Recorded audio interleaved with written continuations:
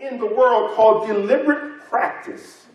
They, as busy as they are, as significant as significant as they are in worldly circles, in business, in life, in investing, in all the different areas that they find themselves in, they take time deliberately, on purpose, intentionally, every day to spend 1 hour practicing learning. 1 hour Oprah spends every day learning.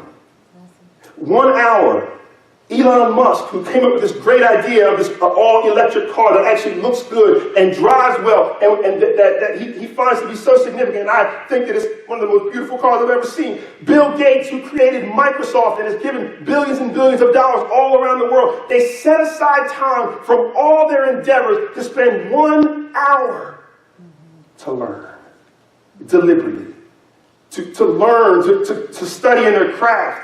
And so there's 3 main areas that they focus on. The first is that they read. The founder of Nike, Phil Knight, he reveres his library so much that for you and I to enter into it, you first have to take off your shoes and bow down to his library. Wow. That's how significant he feels this idea is of reading, of spending 1 hour a day reading. And this article goes through all the different folks who study. The owner of the Dallas Mavericks, Mark Cuban, reads for 3 hours a day. The CEO and co-founder of Home Depot reads for 2 hours a day. Talks about these different billionaires. Dan Gilbert, who's the owner of the Cleveland Cavaliers.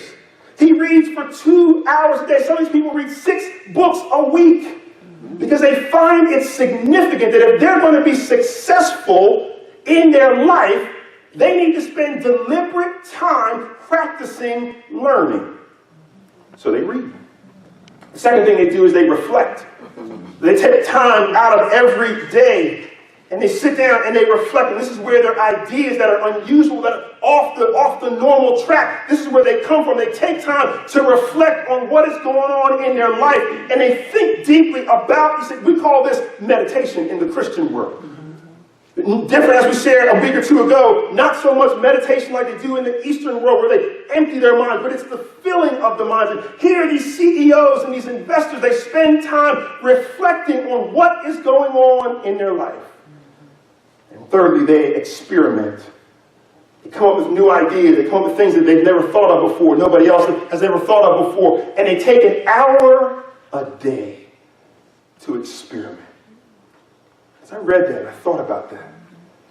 As believers of Christ, shouldn't we be deliberate, intentional, meaning to learn? We have in our Bibles, we have on our phones, we have in front of us the ability, the capacity to learn about the one who's made everything, every care, every concern that every person in this world, including those who are rich and famous, has to deal with. We get the answers from Jesus Christ. We ought to be deliberately learning. Yeah. And so I'm challenging you this morning. I'm encouraging you this morning that you deliberately practice this idea of prayer.